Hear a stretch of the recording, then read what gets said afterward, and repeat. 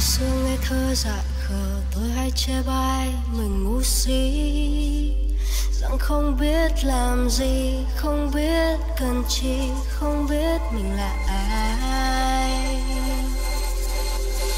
Bao năm bon chen ngoài đời soi gương nhìn vẫn thế, đâu vẫn dối bù xù thân bé